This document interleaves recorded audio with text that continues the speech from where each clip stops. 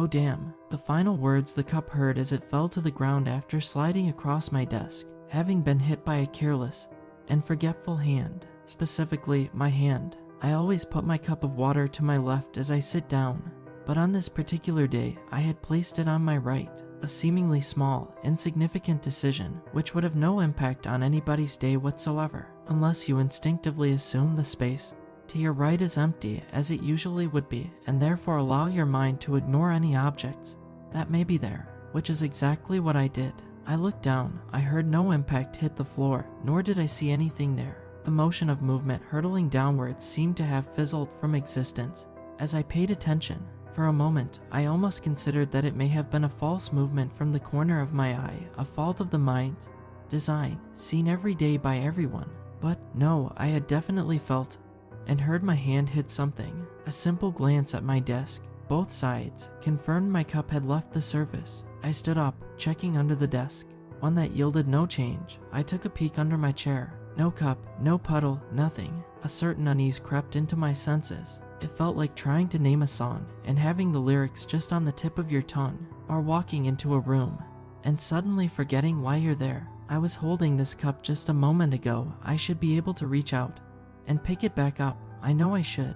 Yet here, at my desk, teetering on the edge of unexplainable, my cup wasn't there. It was, then simply wasn't. What do you even do at that point? You know, for a fact, that you have spilt a drink all over the floor, yet you can't find it. Do you ignore it and hope it turns up eventually? You're prepared to clean it up, to pick up the broken shards of glass, yet your task is suddenly halted. For what reason? I kept looking wherever I could. The other side of the room. Sure, it could have somehow ended up here. Maybe. The dim lighting played tricks on me, momentarily thinking I had located the cup down the back of the sofa, or underneath the table. Each time, the relief was short-lived, as it only ever turned out to be shadows playing tricks on my mind. Why do we do that? Why do we find it so easy to mistake one thing for another when we are in a hurry to find it? No rogue splash of water, no shimmer of glass poking from the carpet. Had it slipped from the desk, or reality, the cup never showed up. It never will. Either will the one I dropped the next day, or the next. Before this, I don't even remember the last time I had dropped a cup. It's not something I particularly make a habit of. But now, it was happening daily. Perhaps my brain, subconsciously so, had locked onto this experience. Perhaps I needn't even wonder. I had been telling everyone about the strange event, and it had been on my mind a lot. In hindsight, I guess I was aware of how focused on it my mind had become. Each time, the cup disappeared, just as it had the first time. Each time, however tightly I held onto it, however careful and mindful I tried to be, it happened. It fell to the floor, the same spot as before. It never hit. After that third time, I stopped bringing drinks to my desk. It seemed to be the only place that this would occur. It fixed the unease growing inside of my mind. For a while. Question: what happens if you don't feed a beast? Answer: it goes hunting. I had been sitting at my desk for an hour as I reached to my left for a cup of water. Empty air brushed through my fingers, and my brain, instinctive as ever, had forgotten that I no longer bring drinks to my desk. Getting ready to stand up and quench my thirst, I was paused by a strange noise. A groan, a rumble, a whine. A mix of all three might be the best way to explain it. It seemed to croak through the house, beneath every floorboard and behind every wall. The silence that followed was as uncomfortable as the sound. Still confused by what I had heard, another one of my senses was thrown off next. A strong familiar smell, akin to a wet dog. Moisture trapped in the air, now filling the house with its aroma. Hearing the noise again, I stepped into the hallway. The smell was weaker here, and the sound suddenly felt distant.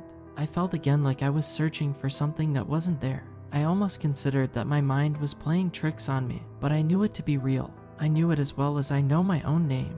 Turning around, looking back at my desk, I saw it. It may have only been a short moment, but I saw it. A hole in my floor, where my feet had just stood, an opening to a void where I sit and work every single day. The groaning rumble, louder than ever, now accompanied by a rotting smell. I backed away as the world around me transformed. Thick tendrils grew up the walls, oozing a bronze sludge. The floor beneath me seemed to pulse and breathe, causing me to lose my balance. As I fell to the floor, I closed my eyes, trying to imagine myself anywhere else. Feeling liquid dripping onto me from the ceiling made this difficult to achieve.